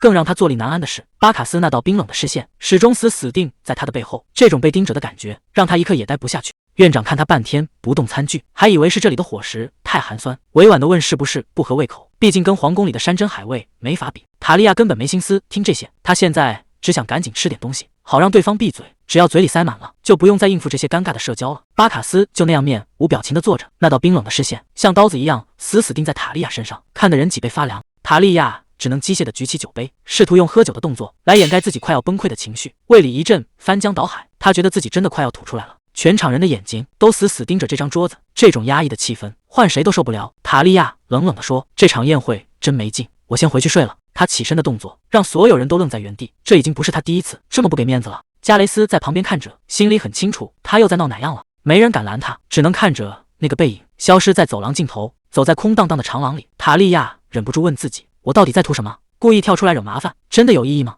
毕竟在那个人眼里，他的存在本身就是一种无法容忍的错误，甚至比任何人都更招人恨。记忆里的画面突然翻涌，那是他最想逃避的过去。年幼的加雷斯被守卫死死按住，只能绝望地大喊：“放开我！”塔利亚正躲在塞内维尔的怀里，哭着喊母亲，周围全是刺耳的议论声。谁能想到，堂堂皇室的公主竟然贿赂到这种地步？从前任皇后祭奠那天起，就像变了一个人。她开始不放过任何机会，疯狂地去挑衅塔利亚加雷斯，哪怕自己的名声扫地，她也根本不在乎，只要能把塔利亚也拉下水，让那个高高在上的皇太子丢脸。因为他觉得，只有看到加雷斯倒霉，塞内维尔才会露出笑容，才会给他那一点点可怜的母爱。哪怕到了今天，他依然像个溺水的人，死死抓着那份虚无缥缈的爱，哪怕这份爱从来不属于他，就算把加雷斯的名誉踩进泥潭，塞内维尔也永远不会爱他。可他就是停不下来，这辈子都逃不出这个诅咒了。其实塔利亚心里比谁都清楚，塞内维尔根本谁都不爱，不管是皇帝还是那个受宠的弟弟，在那个女人眼里，通通都只是可以利用的棋子。如果他不继续胡闹，不去证明自己还有利用价值，那他很快就会变成母亲眼里的垃圾，被毫不留情的随手扔掉。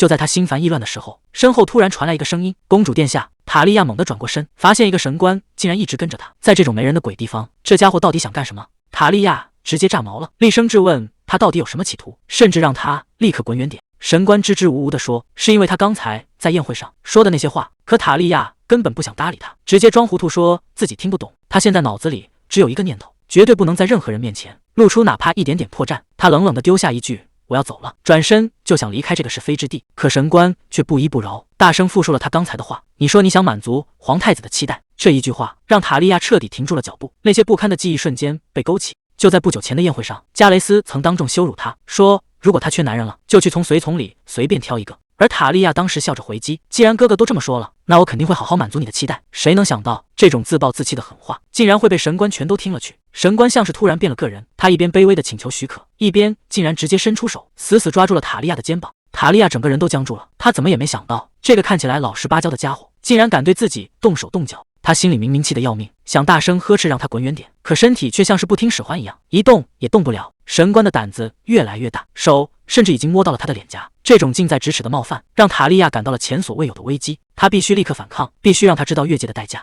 就在神官要得逞的瞬间，一只冰冷的铁手突然从黑暗中死死掐住了他的后脑勺。还没等神官反应过来，整个人就被一股蛮力直接甩飞，重重地撞在墙上，发出惨叫。半路杀出来的正是巴卡斯，他像一尊杀神一样，沉默地挡在了塔利亚身前。那双青灰色的眼睛里透着让人脊背发凉的寒意，仿佛下一秒就要大开杀戒。塔利亚看着这个熟悉的背影，下意识喊出了他的名字：巴卡斯。巴卡斯根本没打算听解释，他单手死死掐住神官的脖子，像拎小鸡一样把人按在墙上。神官被掐得喘不过气，只能断断续续的求饶，可巴卡斯只回了一个字：闭嘴。他用最平静的语气说着最让人胆寒的威胁：我想你也不希望这件事闹大，现在立刻滚回你的座位，记住，在离开这儿之前，别再让我看见你。神官哪还敢多说一个字，只能连滚带爬的逃离现场。刚才那股嚣张劲儿早就被巴卡斯吓得烟消云散。神官被赶走后，走廊里静得让人发毛，巴卡斯就那样面无表情地站着，一句话也不说。塔利亚还没从刚才的惊吓中缓过来，他看着眼前这个男人，心里乱成了一团麻。可巴卡斯却像个没事人一样，他转身就走，连头都没有回一下。请跟我来，我送殿下回房。刚才明明差点就出大事了，自己现在手脚还是冰凉的，为什么他能表现得这么冷漠？难道刚才发生的一切在他眼里根本就不值一提吗？深夜的宫廷小径上，两人一前一后走着，气氛压抑得让人透不过气。塔利亚终于忍无可忍，他猛地停下脚步，回头大喊：我已经到了，别再跟着我了。他本以为这道逐客令能让这个冷冰冰的男人识相离开。巴卡斯不仅没有停下，反而迈着沉重的步子逼近。就在塔利亚想要转身离开时，一只冰冷的铠甲手臂直接横在了他的面前。巴卡斯突然一个跨步上前，直接把塔利亚死死困在墙角。冰冷的铠甲撞在石墙上，发出一声沉闷的巨响。塔利亚整个人都懵了，他完全没料到这个一直冷冰冰的男人会突然做出这么过激的举动。巴卡斯低下头，语气里压抑着怒火：玩火自焚是早晚的事，你难道还没学会什么叫谨慎吗？他越逼越近，眼神里满是质问，还是说你真的打算对自己这么不负责任？这一连串的质问让塔利亚根本无从招架，他只能愣愣地看着巴卡斯，感受着这种让人窒息的压迫感。这下塔利亚彻底被困住，连反抗的机会都没有了。巴卡斯冷冷地问：你真的打算继续胡来吗？既然这样，那就只能请你先老实一点了。在这次旅程结束之前，他绝不允许再出任何差错。巴卡斯松开了手，语气冷得让人发指。他说：那就这样吧，你应该明白我的意思，这根本不是在商量。随着他转身离去，真正的危险才刚刚露头。谁能想到，看起来柔弱的塔利亚竟然真的动手了。这一刀下去，所有的恩怨都该结束了。画面一转，巴卡斯已经走远，刚才的一切只是幻觉。可有些事情一旦发生，就再也回不去了。巴卡斯就这样头也不回地走了，只留下塔利亚一个人站在原地。刚才那番话显然已经触碰到了他的底线，让他整个人彻底乱了阵脚。他试图让自己冷静下来，可这种窒息感却怎么也挥之不去。最后他只能转身逃离，仿佛只要跑得够快，就能甩掉那些可怕的真相。到了第二天，盛大的仪式照常举行，就像昨晚的混乱从来没发生过一样。原本这种场合应该推迟，但在巴卡斯的强硬要求下，一切都在按计划推进。塔利亚倒是找了个借口，说自己身体不舒服，干脆躲起来不去凑这个热闹。他心里很清楚，修道院那帮人根本不在乎什么祝福，他们眼里只有那个所谓的私生子。看着远处的仪式，他开始怀疑自己这次没露面到底对不对。塔利亚独自躺在空荡荡的房间里，脑子里全是16岁那年发生的事，那是他所有痛苦的源头。他现在甚至分不清楚自己到底更恨哪一个。他自嘲地觉得巴卡斯现在肯定已经烦透他了，毕竟谁会喜欢一个满身麻烦的人？可这就是玩火的代价，既然已经被烧伤过一次，就该明白有些危险是碰不得的。那时候的巴卡斯才20岁，正是意气风发的时候，而塔利亚还没成年。为了能让他多看自己一眼，他特意换上了最成熟的礼服，满心期待地问他好不好看。可巴卡斯连头都没抬一下，冷冰冰地说他像个偷穿大人衣服的小孩。那时候的他还不明白，这种拼命想要吸引对方注意的焦虑，其实早就预示了结局。无论他怎么努力，在他眼里似乎永远都只是个麻烦。塔利亚这次是真的豁出去了，他发誓一定要让那个没感情的木头也尝尝心跳加速的滋味。他开始一件接一件的试衣服，甚至觉得这件是不是太露了。但转念一想，自己长得越来越像母亲，这种美貌就是他最好的武器。他换上最华丽的那套礼服，故意在巴卡斯面前转了个圈，问他成年礼穿这件是不是正合适。巴卡斯盯着他看了半天，一句话也没说。结果他最后憋出来一句：“还是穿第一件吧。”这下轮到塔利亚彻底没话说了。谁能想到，一直装高冷的巴卡斯竟然露馅了。塔利亚一眼就看穿了他的心思，他故意凑过去调侃，说他刚才明明装作不在乎，结果背地里观察的比谁都仔细。被当场抓个正着的巴卡斯一时间尴尬的说不出话来，只能眼睁睁看着他在那儿得意。塔利亚最后换上了他选中的那件，还故意问他是不是这一件。塔利亚敏锐地感觉到巴卡斯看他的眼神跟平时不太一样，甚至连说话的语气都变温柔了。他故意在那儿显摆，说自己穿上这件衣服就像仙女一样，还顺势邀请他一起练习跳舞。他心里其实也在打鼓，猜测这个冷冰冰的男人是不是因为快要分别了才觉得难过。可让他没想到的是，他牵住了巴卡斯的手，这次竟然破天荒的没有甩开。这种从未有过的顺从，让塔利亚意识到他在心里终于给他留了一个位置。塔利亚这下是真的愣住了，他发现巴卡斯竟然变了个人，以前那个软硬不吃的男人，现在居然任由他拉着走。虽然他表面上还是一副没得选的样子，但这种默许的顺从已经是以前想都不敢想的让步。塔利亚心里很清楚，有些东西已经彻底不一样了。塔利亚催促着说：“快点，再快点！”他笑着看向身边的男人：“你应该感到荣幸。”谁能想到，一向冷峻的巴卡斯竟然就这样被他带着节奏，两人在阳光下起舞。这一刻，所有的隔阂似乎都消失了。塔利亚正玩得兴起，脚下一滑，他整个人失去重心，惊叫着抓向身边的巴卡斯，根本来不及反应，两人就这样撞了个满怀，重重的摔在地上。原本欢快的气氛瞬间变得有些尴尬。巴卡斯关心地问：“你没事吧？”塔利亚缓过神来，第一反应竟然是倒打一耙，大声质问他为什么没打扫房间。他甚至放狠话，要是留下一丁点淤青，绝对要让这个卫队之耻好看。可话还没说完，他突然疼得叫出了声。塔利亚气急败坏地问：“你刚才是不是扯到我头发了？”这下好了，原本就尴尬的场面变得更加一团糟。巴卡斯无奈地解释：“你的头发缠在我扣子上了。”塔利亚疼得大叫，一边骂他笨蛋，一边对着他一顿乱捶。面对这种无理取闹，巴卡斯一句话也没说，只是沉默地看着他。这下轮到塔利亚慌了，他虚张声势地喊着：“有话就直说，别这么盯着我。”巴卡斯叹了口气，突然伸手护住他的后脑，整个人慢慢靠了过去。这种距离下，塔利亚彻底哑火了，原本的嚣张气焰消失得无影无踪。谁能想到，这个冷冰冰的男人竟然也有这么温柔的一面？巴卡斯没有理会他的吵闹，只是低下头，耐心地帮他解开缠住的发丝。这距离实在是太近了，近到塔利亚甚至能闻到他身上淡淡的薄荷香气。他整个人僵在原地，脑子里乱成一团，甚至忘了刚才还在发火。为了掩饰这种不知所措，他只能强行撑起场面，再次放出那句毫无威慑力的狠话：“要是弄断我一根头发，你就彻底完蛋了。”可这种时候说这种话，听起来更像是在掩盖自己已经乱掉的阵脚。巴卡斯依然没有抬头，只是在那慢条斯理地忙活着，仿佛时间都静止了一样。塔利亚实在是憋不住了，结结巴巴地问了一句：“还没好吗？”